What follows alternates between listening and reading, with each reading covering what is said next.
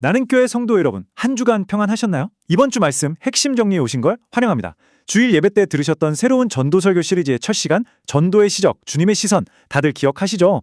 이미 은혜로운 말씀을 들으셨겠지만 오늘은 그 핵심을 다시 한번 짚어보고 우리 일상에 어떻게 구체적으로 적용할 수 있을지 딱 정리해보는 시간을 가질까 합니다. 자, 다들 준비되셨나요? 바로 시작하겠습니다. 우리가 누군가의 삶을 볼 때 제일 먼저 뭘 보게 될까요? 요즘엔 보통 인스타그램이나 SNS 사진 한 장으로 지인들 안부를 확인하잖아요. 피드를 쫙 넘겨보면 다들 맛집 가고 좋은 곳 놀러 가고 정말 완벽하고 행복한 삶을 사는 것 같아요. 그런데 그 화려한 사진을 딱 올리고 나서 스마트폰 화면이 까맣게 꺼졌을 때 그 사람의 진짜 표정은 어떨까요? 우린 괜찮은 척, 연출된 이미지에 속기 너무 쉬운 시대를 살고 있습니다. 그 화려한 피드 너머에 숨겨진 말로 다 할 수 없는 공허함이나 남몰래 흘리는 눈물을 참 자주 놓치고 말죠. 자, 그럼 첫 번째 파트, 표면 너머를 보는 눈, 기적과 영적 실상에 대해 이야기해 보겠습니다. 마태복음 9장 상황을 한번 머릿속에 그려보세요. 예수님께서 갈릴리의 모든 동네를 다니시면서 병자들을 고치시는 놀라운 장면이 나오죠. 이때 제자들과 예수님의 시선이 완전 달랐어요. 제자들은 어땠을까요? 막 신났죠. 엄청난 기적, 몰려드는 수많은 사람들, 완벽한 사역의 성공만 보였을 거예요. 진짜 부흥의 현장이잖아요? 하지만 예수님의 시선은 전혀 달랐습니다. 겉으로는 멀쩡하게 장사하고 웃고 떠드는 것 같아도 예수님은 그들 내면에 숨겨진 영혼의 피폐함, 즉 목자 잃은 양과 같은 영적 참상을 아주 정확히 꿰뚫어보고 계셨던 겁니다. 여기서 정말 흥미로운 점은요. 성경이 이 사람들의 상태를 표현할 때 쓴 단어예요. 고생하며 기진함이라고 기록되어 있는데 여기서 쓰인 헬라어 원어가 에클리오메노이입니다. 이게 그냥 요즘 삶이 좀 팍팍하네 이런 뜻이 아니거든요. 맹수한테 가죽이 벗겨지고 갈기갈기 찢겨진 상태를 의미하는 엄청 거칠고 폭력적인 단어입니다. 사람들은 겉옷 잘 차려입고 멀쩡히 걸어다니고 있었지만 예수님 눈에는 그들의 영혼이 가죽이 벗겨진 채 숨을 헐떡이며 죽어가는 아주 끔찍한 상태로 보였던 거죠. 필립 켈러가 쓴 양과 목자라는 유용한 책을 보면 이게 확 와닿습니다. 양은 털이 워낙 무겁고 다리는 짧아서 한번 발라당 뒤집히면 혼자 힘으로는 절대 못 일어난대요. 그냥 공포에 질려서 허공에 대고 다리를 바둥거릴 뿐이죠. 이때 목자가 빨리 달려가서 똑바로 세워주지 않으면 배에 가스가 차고 피가 안 통해서 결국 죽고 마는 거예요. 우리 주님이 보신 세상 사람들의 영적 상태가 바로 이 뒤집혀서 버둥거리는 양과 똑같았다는 겁니다. 목자가 없으면 꼼짝없이 죽을 수밖에 없는 절대적으로 무기력한 상태 말이죠. 그래서 여기서 가장 중요한 포인트가 이겁니다. 전도는 무슨 말을 어떻게 멋지게 할까 하는 기술의 문제가 아니라는 거예요. 전도는 기술 이전에 철저히 시선의 문제입니다. 사람을 어떻게 보느냐가 그 사람을 대하는 태도를 완전히 결정하거든요. 영혼의 실상이 안 보이면 전도는 그저 귀찮고 부담스러운 교회의 숙제에 불과합니다. 하지만 그 화려한 포장지 속에 찢겨진 영혼이 보이기 시작하면 그때부터 전도는 가만히 있을 수가 없어서 뛰쳐나가는 생명 구출 작전이 되는 겁니다. 이쯤에서 우리 자신에게 조용히 질문을 하나 던져볼까요? 여러분은 평소에 사람들을 볼 때 주로 무엇을 보시나요? 좋은 직장 다니고 좋은 차 타고 번듯하게 사는 이웃을 보면서 저 사람들은 아쉬운 게 하나도 없는데 굳이 복음이 필요할까? 이렇게 생각하시진 않나요? 세상이 만들어 놓은 그럴듯한 겉모습에 시선을 뺏기고 계신가요? 아니면 화장기 없는 영혼의 민낯, 목자 없이 방황하면서 불안에 떠는 그 진짜 표정을 보고 계신가요? 자, 이 내용이 두 번째 주제로 자연스럽게 이어지는데요. 창자가 끊어지는 아픔, 단순한 동정이 아닌 고통의 공유입니다. 성경에 보면 예수님께서 무리를 보시고 불쌍히 여기셨다고 나오잖아요. 여기서 쓰인 헬라어가 스플랑크니주마인데 이게 내장, 즉 창자를 뜻하는 단어에서 나왔습니다. 고대 유대인들은 사람의 가장 기쁜 감정이 내장에서 나온다고 믿었거든요.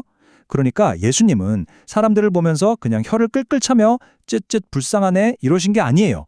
영적으로 파멸해가는 영혼들을 보면서 마치 내 창자가 꼬이고 끊어지는 것 같은 끔찍한 육체적 통증을 온몸으로 느끼셨던 겁니다. 다른 사람의 고통이 내 몸의 통증으로 고스란히 전해지는 상태. 이게 바로 진짜 긍휼입니다. 그렇다면 전도를 하게 만드는 진짜 원동력이 뭘까요? 교회를 성장시키려는 프로그램이요? 사실 우리 나눔교회는 지금도 예배당 자리가 부족할 정도라 성장 자체에 목마른 상황이 아니잖아요. 또 또 전도는 말싸움에서 이긴 다음 데려오는 지적 게임도 아닙니다. 진짜 원동력은 잃어버린 영혼을 향한 하나님의 그 깊고 창자가 끊어지는 듯한 아픔이 내 마음에 흘러들어와서 공유되는 거예요. 생각해보세요.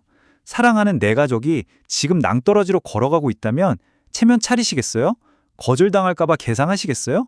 그냥 살리려고 앞뒤 안 가리고 몸을 던지겠죠. 그 자연스러운 생명의 반응이 바로 전도입니다. 이제 세 번째 파트, 방관자에서 추수할 일꾼으로 추수할 것은 많다로 넘어가 보겠습니다. 우리는 종종 요즘 세상 사람들은 복음에 관심이 1도 없어 라고 생각하죠. 근데 이건 완벽한 우리 착각입니다. 차갑고 완고해 보이는 이 세상을 향해 예수님은 전혀 다른 진단을 내리셨어요. 추수할 것은 많되 일꾼이 적다. 겉으로는 강해 보이고 다 가진 것 같아도 사람들 내면은 여전히 복음에 굶주려 있습니다. 아무리 기술이 발전하고 돈이 넘쳐나도 인간이라는 존재의 근원적인 공허함이나 죽음에 대한 두려움은 오직 복음으로만 채울 수 있거든요. 문제는 세상이 복음을 원하지 않는 게 아니라 그 상처 입은 영혼 곁으로 다가가 줄 일꾼이 없다는 데 있습니다. 그래서 주님이 딱 잘라 명령하십니다. 추수하는 주인에게 청하여 일꾼들을 보내주소서 하라. 한마디로 기도하라는 거예요. 먼저 추수하는 주인께 일꾼을 좀 보내달라고 간절히 기도해 보세요.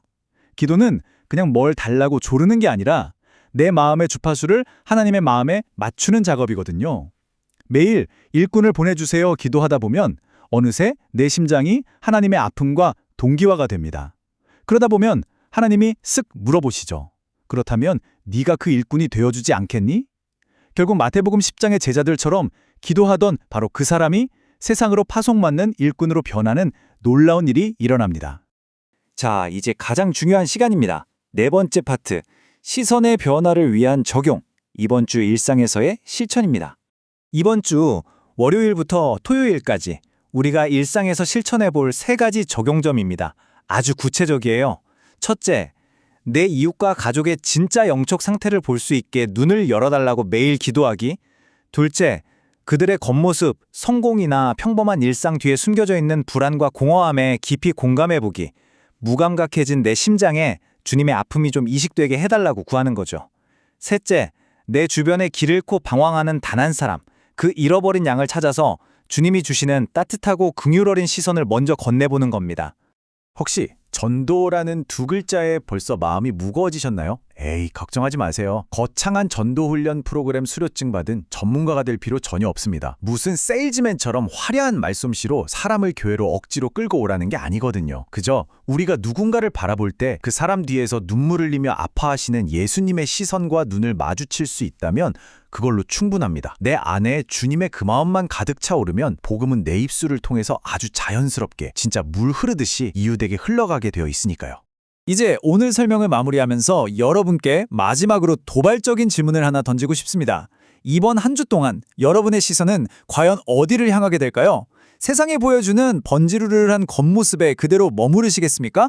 아니면 한 영혼의 아픈 민낯을 꿰뚫어 보시는 주님의 시선에 동참하시겠습니까? 당장 내일 출근해서 만나는 직장 동료, 그리고 매일 밥상에서 마주하는 가족의 얼굴을 이제는 예수님의 눈으로 한번 바라보시길 도전합니다.